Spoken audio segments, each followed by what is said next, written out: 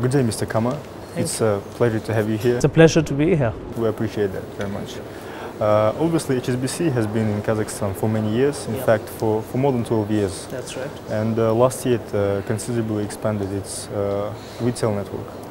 In this context, how does HSBC assess Kazakhstan's economic long-term prospects? What we look for is, in fact, when we invest, we are very long-term in our thinking. And we look at economies where we believe that there's a long-term future. And Kazakhstan is clearly a place which has that future. Now, Kazakhstan has certain strengths which we recognize. It's a resource-based economy. It's very rich in resource, right? It's also been able to build a strong a growing infrastructure to be able to take advantage of, for instance, trade flows, especially with your neighbors. And you all have built a very strong infrastructure to do with China, to do with Russia, increasingly, right, to tie up with other countries as well, into Asia, into the rest of Europe. And that's beginning to happen. And I think from our perspective, what's very attractive about Kazakhstan is exactly those trade flows which are taking place. Because trade is going to grow faster, right, than GDP over the next 20-50 years. And Kazakhstan, I think, is going to benefit out of that. And with our global and international connectivity, especially into China, into Asia, into America, into Latin America, we're very strong. We find that a very, very attractive proposition. So for us, Kazakhstan is a place where we would like to invest, and we will keep investing.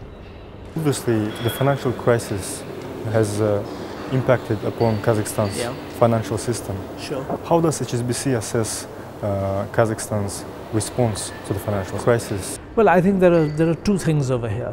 One is the fact that clearly a problem arose, and that problem was recognized at some stage, but the problem was quite deep.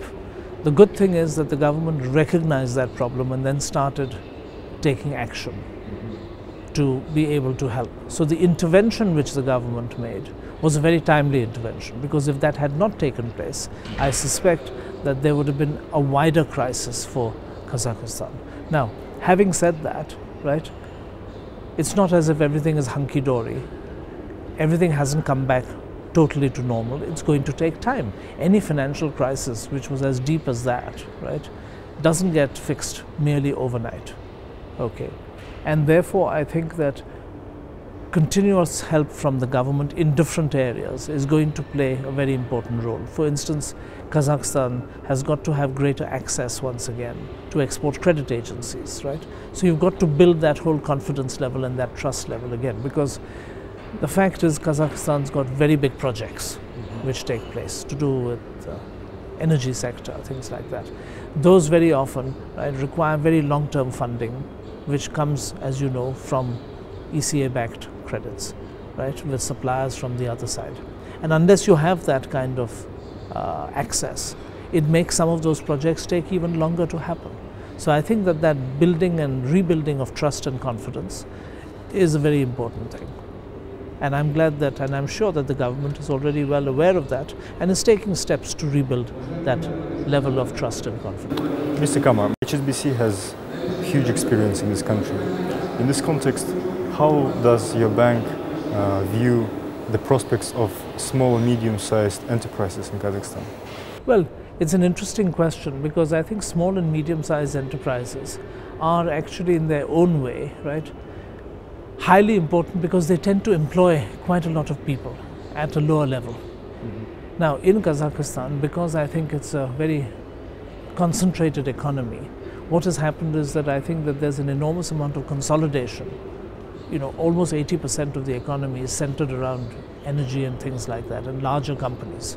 Okay, I would say probably the top 100 companies in Kazakhstan probably account for 80% of GDP.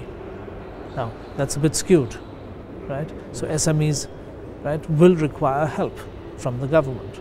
And I think that there are different and innovative ways in which that can happen.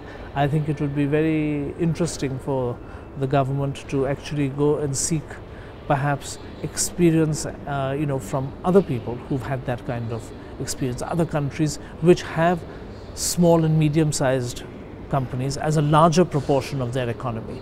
It would be interesting to find out which those are, right? And then go and see how they are doing it. How did they deal at times of crisis? How do they deal, if they're an economy which has a concentration? I think there would be quite interesting learnings from that, right, to bring back, and then adapt to the Kazakh way of doing it. So that's my suggestion. Well, Mr. Kama, thanks again for taking the time to talk to us. It's been a pleasure. We wish you all the best. Thank you very much. I always like coming to Kazakhstan. Thank you for the opportunity, and thank you for giving HSBC the opportunity as well. Thank you.